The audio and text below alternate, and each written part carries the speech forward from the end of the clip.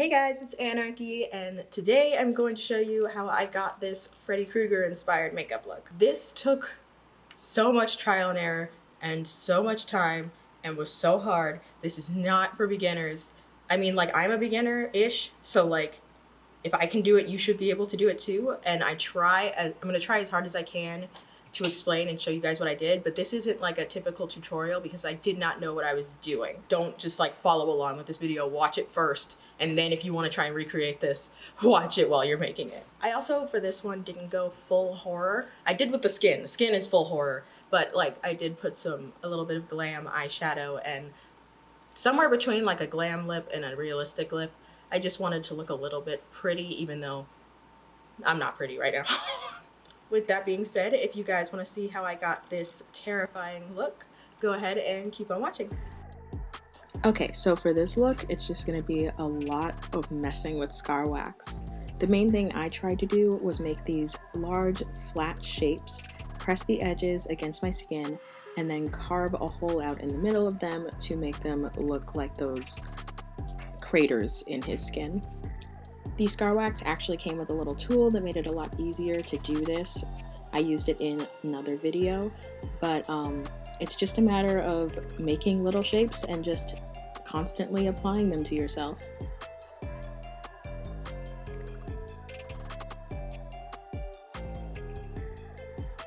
In the middle of this, I remembered that I needed to block out my brows, so I went ahead and blocked them out with glue as usual.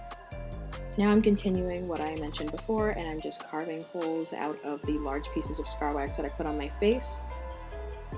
And I'm just making them look more, I don't know, disgusting, varied in their shape and size. And then once I have it looking the way I want, I just powdered my brows from before and then applied my foundation all over to give my skin an even texture throughout. Now, it was a little hard to get my foundation to be completely even and full coverage, considering that I had a lot of scar wax on my face, way more than I usually do. But I found in the end that it didn't end up mattering because once you put all the details on, it ends up working out. So you just want to put on as much as possible, but don't worry about if it's 100% covered. It's at this point where I would advise that if you were going to do this yourself, you should not do it in the order I did. I would suggest you powder after this point, then add the various skin details, then paint. I went ahead and painted right after doing the foundation, which made my life a lot harder. But yeah, I just took this red and added all the blood. I recommend using a detail brush so you can really get inside all of those little holes. And speaking of holes, I ended up taking the end of that metal tool and adding some more holes and scrapes to the side of my face as I went along. With this, you're really just going to want to feel it out and just keep applying as you go until you think you have a good point.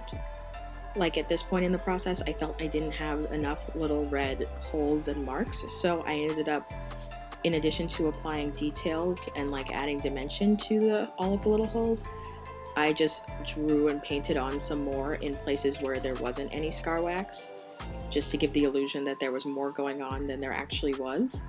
So I just randomly draw little splotches, and then when I add detail later, I would make it look more realistic. Speaking of that, I took some bronzer and then added the various shadows that would be in place throughout the face. In order to get a realistic dimensional effect, you should be applying the shadows around and away from the scar wax, so it looks like the scar wax is popping out of your face, and then just make the individual areas in between that you've already marked out even darker with a darker eyeshadow, if that makes sense. Honestly, maybe just look at what I'm doing, because I don't think I can explain this very well, which is why I'm happy I recorded it. The best advice I can give you is that this is one look where more is more. Like, just keep adding more. You still want to be able to see your original skin color through all of the details you're adding, but if you see a spot that doesn't have any detail, add detail or add blood. Do something. Everything must be a texture.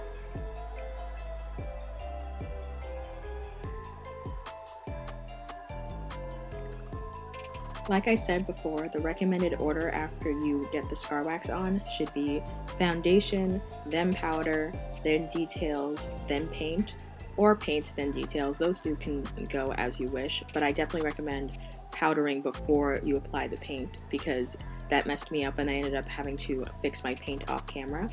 And so this is what I looked like when I came back after I applied powder and everything. Now I'm just going to do a quick red and black halo eye, because I wanted this to be a kind of glam, like pretty look, and not just a traditional horror look. Like, I wanted to go full horror on the skin and everything, but I still wanted to look like pretty, if that makes sense. I don't know, this isn't exactly a pretty look, but I still wanted normal eye makeup and hair afterwards.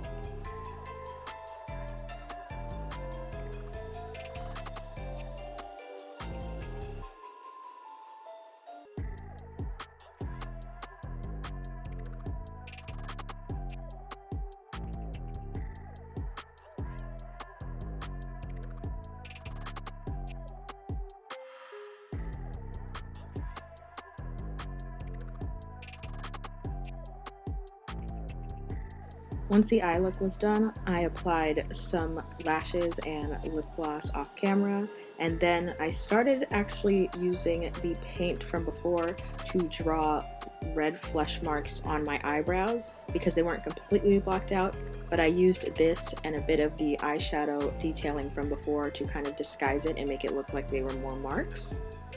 I also went back and added some darker paints into all the little flesh holes, making it look like there's more shadow and dimension to it. And at that point, I felt like I was done. Now all I needed to do was apply my costume and wig. Okay, and here's the final look. I look sufficiently terrifying, I believe. This was definitely one of the more difficult tasks I had this Halloween. Like, when I decided I was going to do this, I already knew I needed to set aside way more time to do it. And it actually ended up turning out a lot better than I thought it would. To myself, I feel like I kind of look like a mess, but I think I'm supposed to look like a mess, so that works out. Anyways, if you guys like this video, be sure to leave a like below. Don't forget to watch all of my other Halloween videos. Subscribe if you haven't already and want to see more content from yours truly. Don't forget to check out my other social medias, and with that being said, I'll see you guys in the next video. Bye-bye.